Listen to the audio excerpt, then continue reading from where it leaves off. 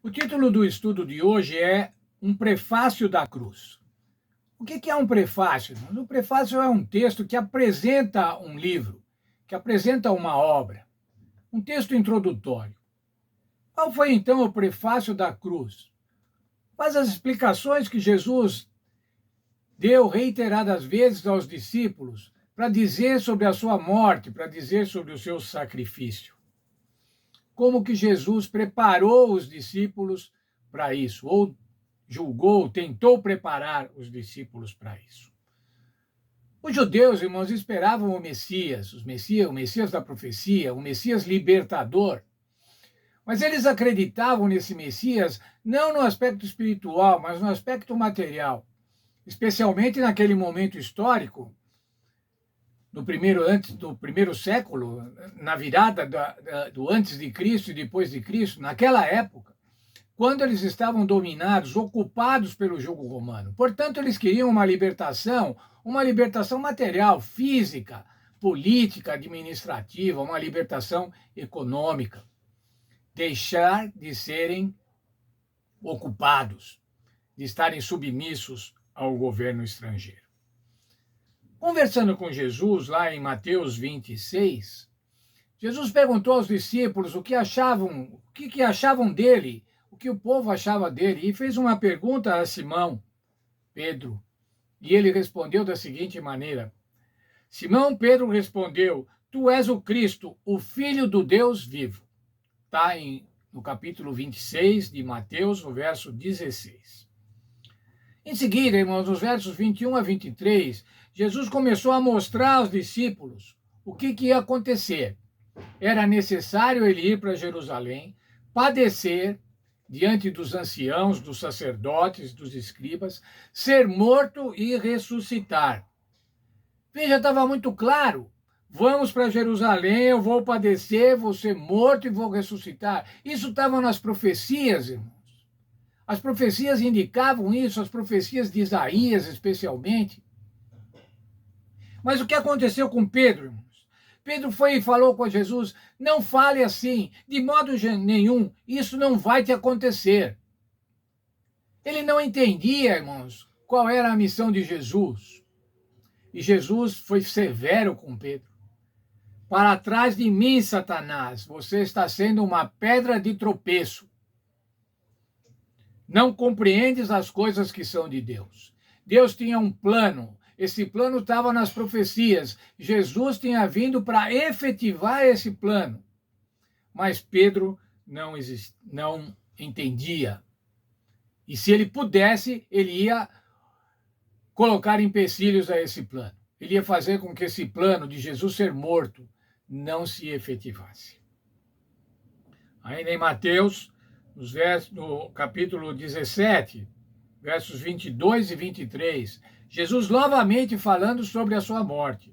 O Filho do Homem será entregue na mão dos homens. Ele vai morrer e vai ressuscitar no terceiro dia. O que aconteceu com os discípulos nessa ocasião? Se entristeceram muito. Marcos capítulo 9, versos 30 a 32, nova declaração.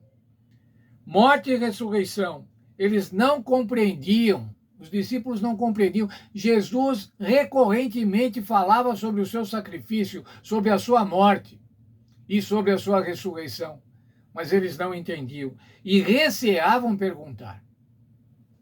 Sabe, irmãos, quando você não entende a coisa direito, mas você fica com receio de perguntar? Era isso que acontecia com os discípulos. Tinham receio de perguntar a Jesus. Na verdade, irmãos, eles tinham receio porque eles não queriam ouvir.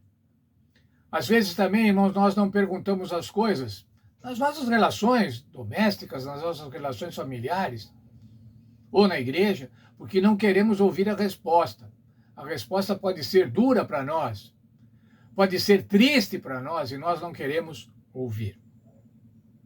Lucas 9, 45, novamente, eles não compreendiam. E aqui ainda ele acrescenta, temiam interrogá-lo. Essa era a condição dos discípulos, eles não entendiam, eles não queriam admitir, eles não queriam escutar. Na verdade, irmãos, não era o que eles queriam. Eles não queriam um libertador espiritual, Eles queriam um libertador terreno, um libertador que os livrasse naquele momento histórico do jugo romano. Esse era o plano de Deus, não era o plano nem os desejos dos discípulos. Veja, por favor, comigo o texto da página 66 da nossa lição. É um texto da senhora White, do livro Fundamentos da Educação Cristã. Jesus nasceu e viveu para morrer. Cada passo que ele dava o aproximava de seu grande sacrifício expiatório na cruz do Calvário. Plenamente consciente da sua missão, não permitiu que nada, nem ninguém o distraísse dela. Na verdade, toda a sua vida foi um prefácio da sua morte na cruz.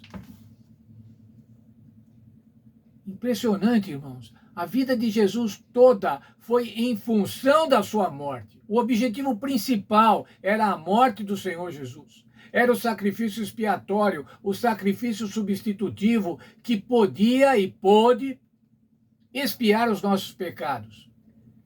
Pôde se responsabilizar pelos nossos pecados, tomar sobre si os nossos pecados, para que nós pudéssemos ser salvos. Os discípulos não queriam ouvir isso. Não era o que eles queriam ouvir. Como não era o que eles queriam ouvir, irmãos, eles não deram atenção. Tanto que Jesus falou várias vezes, 5, 6 vezes são relatadas na Bíblia, de Jesus falar para os discípulos qual ia ser o seu fim e que o seu fim estava próximo. Morte, ressurreição, partida do Mestre. Não, eles não queriam ouvir isso. E, portanto, eles não deram atenção. Nós temos na Bíblia, irmãos, indicação muito clara da volta de Jesus. Jesus vai voltar a essa terra. Não é agora a sua partida desta terra, mas é o retorno do Senhor Jesus. Temos dado atenção? A Bíblia diz que essa volta vai ser real, vai ser breve. Essa volta vai ser física. E ela está no tempo. Nós temos, irmãos, dado atenção para isso? Ou também nós não queremos ouvir? Nós queremos racionalizar. Não, isso vai ser uma volta espiritual. Não vai ser a volta física, como diz na Bíblia, com os anjos, com os trombetas.